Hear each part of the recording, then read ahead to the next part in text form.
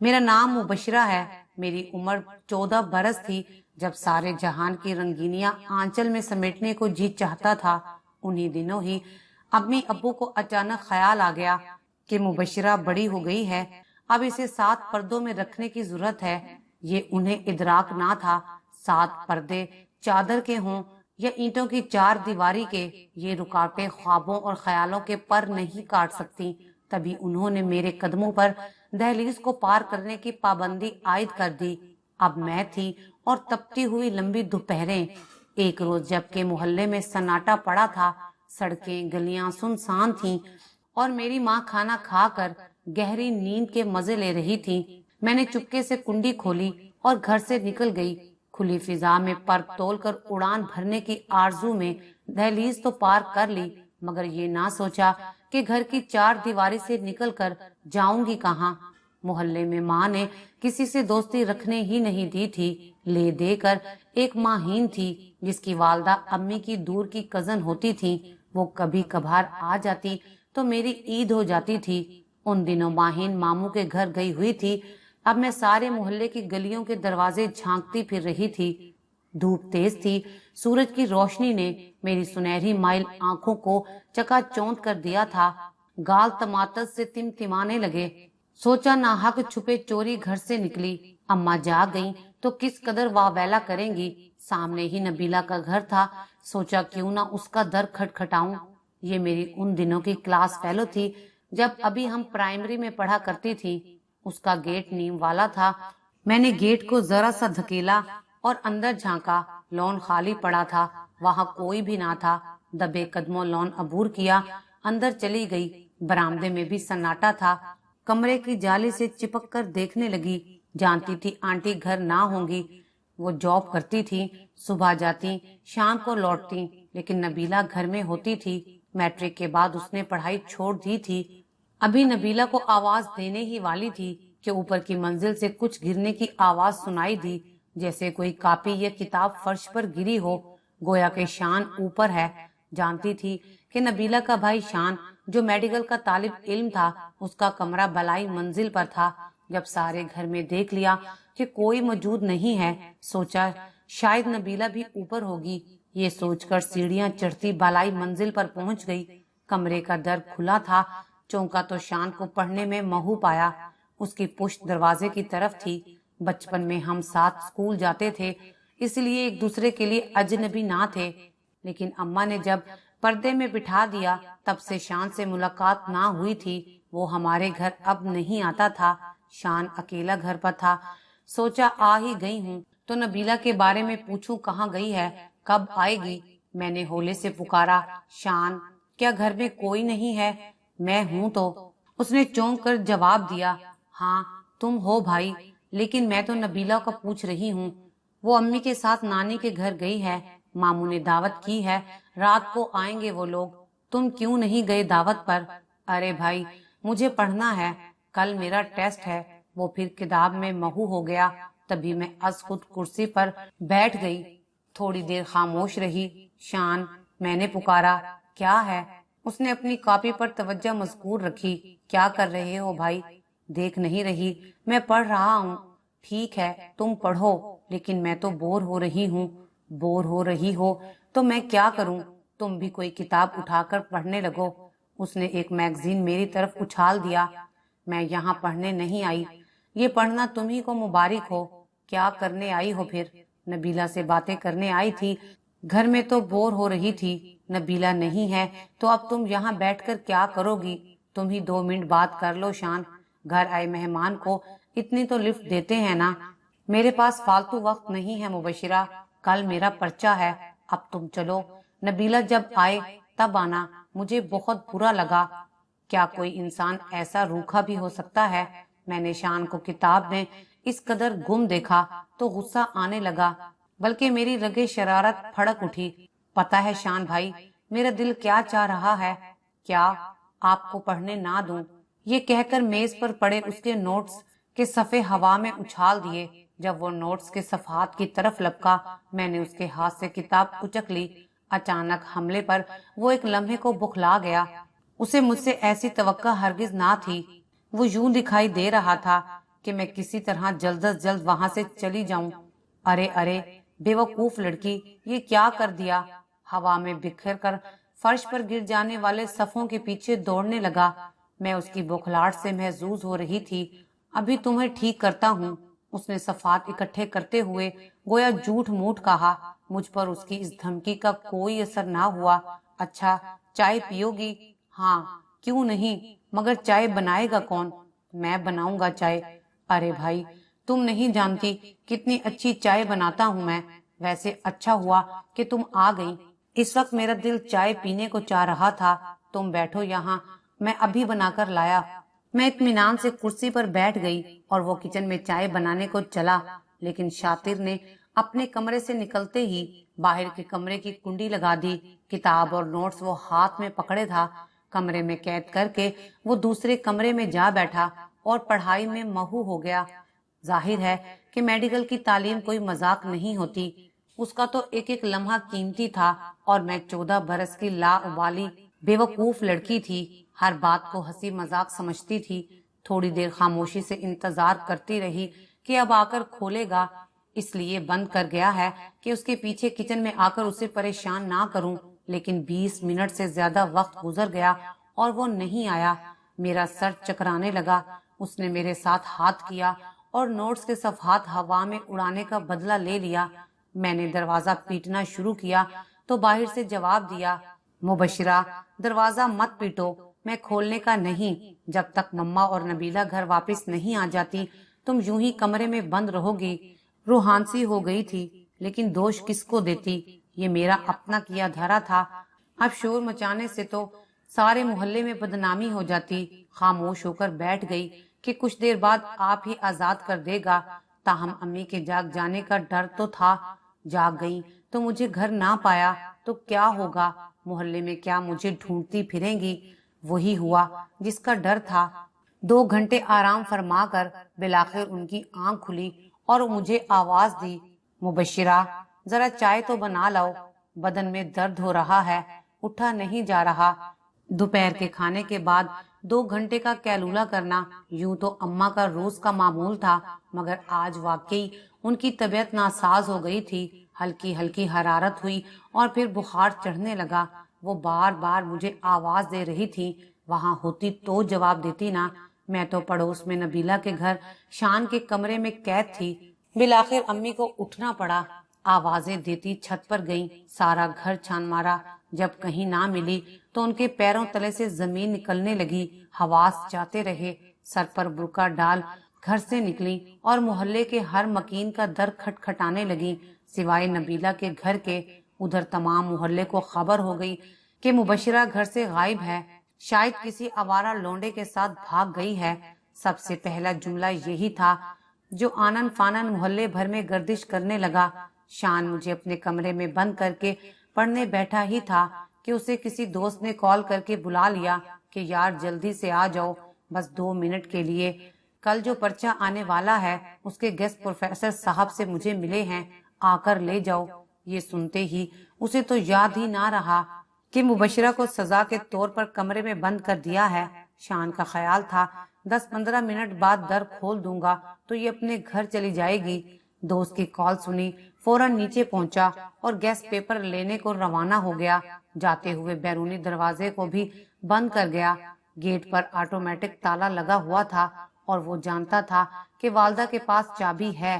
جب وہ ایسے باہر جاتا اور گھر والے باہر ہوتے، وہ چابی سے خود گیٹ کھول لیتے تھے، اور جب ابو اور بھیا گھر آئے، انہیں پتا چلا کہ میں گھر سے غائب ہوں تو پریشانی کے عالم میں ڈھونڈنے نکلے۔ اس وقت رات کے 8 بجے تھے اور بھلکڑ شان مجھے بھول کر اپنے دوست کی بیٹھک میں امتحان کی تیاری میں مہو تھا۔ والدہ اور بھائی گلی میں کھڑے سوچ ہی رہے تھے کہ کیا کریں، کدھر جائیں۔ تبھی انہوں نے دیکھا کہ ان کی صاحبزادی آنٹی صوبیہ یعنی ماہین کی ماں کی گھر کی طرف سے آ رہی ہے۔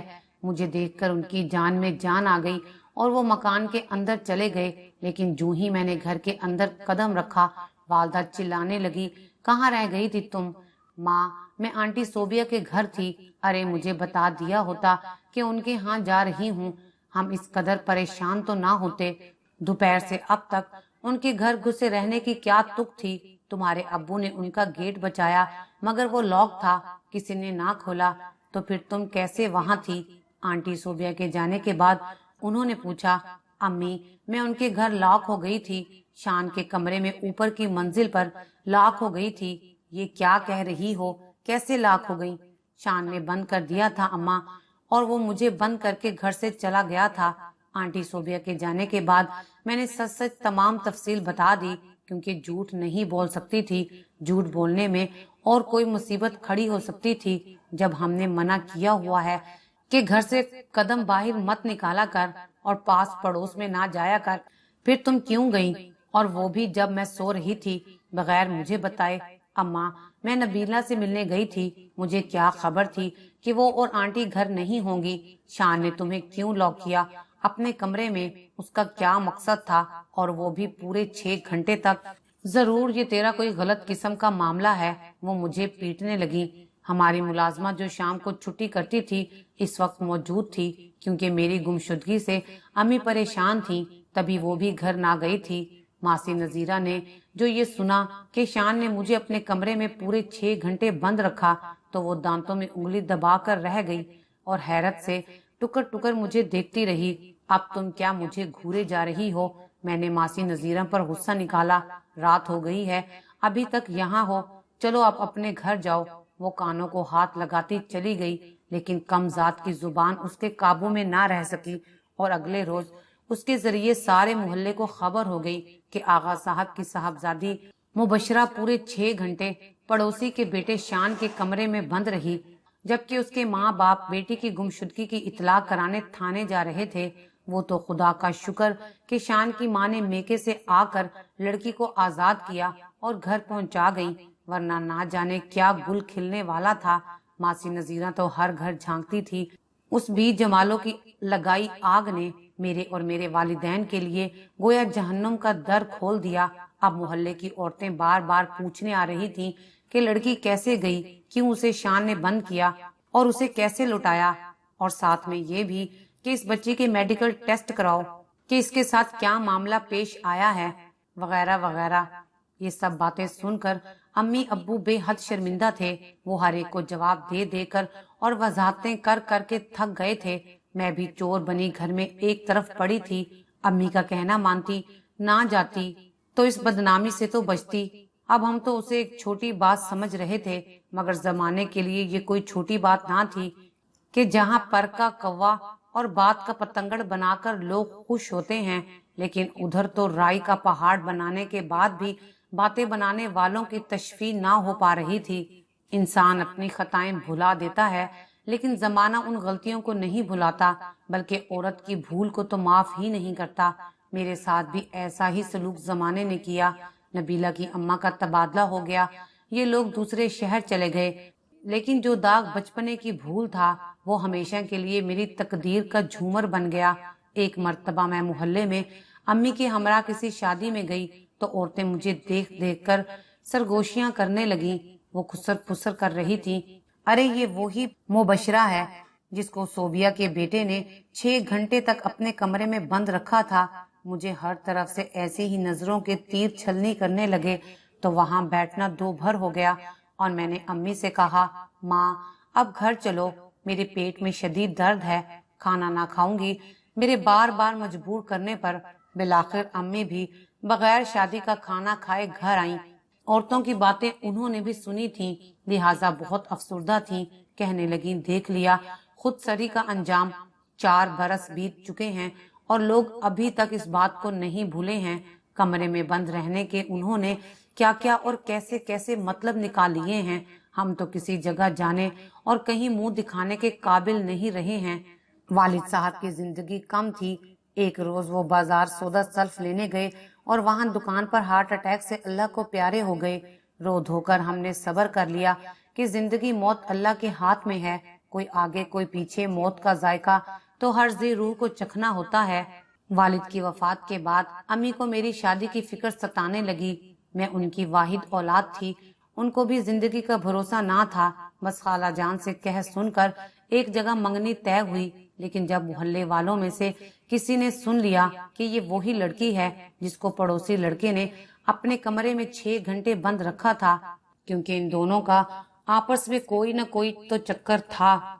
तो वो लोग ये सब सुनकर बदजन हो गए और मंगनी टूट गई। हमने वो घर फरोख्त कर दिया और खाला जान मुझे और अम्मी को अपने घर ले आई कि इस मोहल्ले में रहकर मेरा रिश्ता होना मुहाल था। वालदा ने खाला के इसरार पर मुझे नर्सिंग ट्रेनिंग सेंटर में दाखिला दिलवा दिया, क्योंकि खुद खाला भी अस्पताल में मुलाजमत करती थी। मेरी खाला की औलाद नहीं थी, जवानी में बेवा हुई थी, तभी से मुलाजमत कर रही थी। मैं भी नर्सिंग ट्रेनिंग के आखिरी साल में थी कि वालदा भी रज़ाए इलाही से वफात पा गई।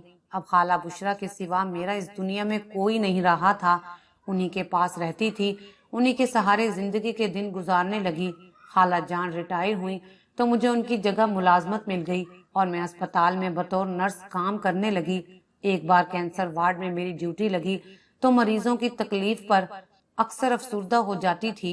उन मरीजों की दिलो जान से खिदमत करती, क्योंकि कैंसर ऐसा मर्ज था कि इंसान को कब्ल अज वक्त मरने का इशारा मिल जाता था। अक्सर मरीज बाहौसला इस मूजी मर्ज से लड़ते और कुछ ऐसे भी होते कि हौसला हार जाते तो अफसुर्दा रहकर मौत के इंतजार में दिन गिनते थे। एक दिन एक इंतहाई खूबसूरत नौजवान कैंसर वार्ड में लाया गया। उसकी जिंदगी के दिन भी गिने जा चुके थे। मुझे आदिल को देखकर बहुत दुख हुआ कि ऐसी भरपूर जवानी, इस कदर खूबसूरत शख्स और कैसे मूजी मर्ज ने उसे अपने जंगल में कस लिया था। बहरहाल मेरा तो फर्ज था मरीज की खिदमत करना और उसकी दिलजोई और हमदर्दी से पेश आना। मैं दिल से और खलूस के साथ आदिल की खिदमत करती थी, वक्त पर दवा देती और अच्छी तरह देखभाल करती रही। जब मैं उसके रूम में जाती वो मेरा मुंतजिर होता। मुझे देखते ही उसकी निगाहों में जीने की आरजू जागने लगती और उसकी आंखें किसी नई उम्मीद से चमक उठती थीं। शायद कि वो मुझसे मोहब्बत करने लगा था, लेकिन इजहार नहीं करता था, क्योंकि अब इजहार बेकार था। मौत लम्हा ब लम्हा उसके करीब आती जा रही थी। काफी दिनों तक तो उसने मुझे अपने जाती हालात के बारे में कुछ ना बताया, लेकिन एक रोज जबकि वो कुछ अफसुर्दा और फिक्रमंद नजर आ रहा था, उसने कहा कि उसकी बीवी उसे छोड़कर जा चुकी है। उसका एक छोटा सा बेटा है जो नौकरानी के जेरे निगरानी परवरिश पा रहा है। मुझे अपनी फिक्र नहीं है मुबशिरा, लेकिन अपने बेटे सलीम की बहुत फिक्र है। मेरे बाद उसकी परवरिश कौन सही तरीके से करेगा, बस यही सोच सोच कर परेशान रहता हूँ। मौत तो एक अटल हकीकत है। जानता हूँ कि मेरी बीमारी आखिरी स्टेज पर है, लेकिन मेरे बाद सलीम तो इस बेरहम जमाने के रहमो करम पर रह जाएगा। उसने ठंडी आह खींची। मुझे लगा जैसे कि वो मुझसे दरख्वास्त कर रहा हो कि उसके बाद मैं उसके बच्चे की माँ बन जाऊं। तभी मैंने आदिल से दरख्वास्त की कि आप ये बच्चा मुझे दे दीजिए, मैं इसकी परवरिश करना चाहती हूँ। वो पहले तो रजामंद ना हुआ, क्योंकि मेरे बारे में शायद कि वो नहीं जानता था, लेकिन मेरे हुस्ने सलूक ने उसका दिल जीत लिया था और यही चीज उसे मुझ पर भरोसा करने पर माइल कर रही थी। उसने कहा, मैं अपना बच्चा आपके सपुर्द करता हूँ, लेकिन एक ख्याल परेशान करता है। आप शादीशुदा नहीं हैं। जब आपने शादी कर ली तो बाद के हालात में क्या आप मेरे बच्चे को इसी तरह पाल सकेंगी जैसे कि आज के हालात में? यकीनन हालात बदल जाएंगे तो आपकी तवज्जो भी बढ़ जाएगी। मैंने आदिल से वादा किया कि मैं शादी नहीं करूंगी और अपना सब कुछ उसके बच्चे को ही समझूंगी। उम्र भर उसका ऐसे ही ख्याल करूंगी जैसे एक माँ अपने बच्चे का ख्याल रखती है। आदिल ने अपनी जिंदगी में ही अपने 2 साला बच्चे को मुझे सौंप दिया, क्योंकि अब वो जिंदगी की आस खो रहा था। खाला मुझसे ज्यादा सलीम का ख्याल रखने लगी। वो घर पर रिटायर्ड जिंदगी गुजार रही थी, कोई मसरूफियत ना थी। उन्होंने सलीम में दिल लगा लिया। जब मैं ड्यूटी पर आती वो उसे नहला धुलाकर साफ कपड़े पहनाती, टहलाने ले जाती और बहुत ख्याल रखती। कुछ ही दिनों बाद आदिल का इंतकाल हो गया। मुझे बहुत दुख हुआ। मैं रोज उसे दवा देती, उसकी पट्टी करती थी और अक्सर बैठकर उसकी बातें सुनती थी, हंस हंस कर जवाब देती। हौसला और तसल्लियां जो मैं उसको देती वो उसके लिए मरहम का काम करती थी। वो बहुत मासूम सा इंसान था। उसकी हर बात का जवाब मोहब्बत से देती थी। बिलाखिर उसकी जिंदगी के दिन पूरे हो गए और वो अपने खालिके हकीकी से जा मिला। सलीम की सूरत में मुझे अपनी सबसे कीमती चीज सौंप कर उसकी वफात पर मैं बहुत रोई थी। लगता था जैसे आज बेवा हो गई हूँ। حالانکہ میرا اس کے ساتھ کوئی رشتہ نہ تھا، محبت کا بھی نہیں، نکاح کا بھی نہیں، لیکن آج پتا چلا کہ انسانیت کا رشتہ تو سب رشتوں سے بڑھ کر اور افضل ہوتا ہے۔ میں نے سلیم کی پرورش میں کوئی کسر نہ چھوڑی، بالکل ایسے اس کی پرورش کی جیسے کوئی اپنی اولاد کی کرتا ہے۔ میں نے آج تک کسی کو کبھی پسند نہیں کیا اور نہ کسی سے شادی کی خواہش کی، بس ہر دم ہی سلیم کی خواہشیں پوری کرنے میں لگی رہتی۔ میری زندگی کا دوسرا مقصد مریضوں کی خدمت کرنا تھا، اسی میں مجھے سکون ملتا تھا۔ محبت تو کبھی کسی مرد سے نہ کر سکی، عادل سے بھی جھوٹی محبت کا ڈھونگ رچاتی رہی، کیونکہ اس کی دل جوئی مقصود تھی۔ نہیں چاہتی تھی کہ ایک ایسے انسان کا دل ٹوٹ جائے جو موت سے قریب ہے، لیکن وہ محبت جھوٹی نہیں تھی، سچی تھی۔ اس حقیقت کا ادراک بعد میں ہوا تھا، کیونکہ اس کا لخت جگر آج بھی میرے پاس ہے، اور اس کے والد عادل کی محبت اور یاد سے میرا دل آج بھی آباد ہے۔ میں چاہوں تو آج بھی شادی کر سکتی ہوں، لیکن مجھے گھر بسانے کی چاہ اب نہیں رہی ہے۔ سلیم کو دیکھتی ہوں تو میری ممتا کی پیاس جاتی رہتی ہے۔ مجھے اس کے ساتھ ایسی ہی محبت ہے جیسی کسی ماں کو اپنے اولاد کے ساتھ ہو سکتی ہے۔ وہ بھی مجھے ماں سمجھتا ہے اور ایک بیٹے کی طرح میرا احترام کرتا ہے۔ اگر آپ کو ہماری یہ ویڈیو اچھی لگی ہو تو اسے لائک کریں، شیئر کریں اور مزید اچھی ویڈیوز دیکھنے کے لیے ہمارا چینل سبسکرائب کریں۔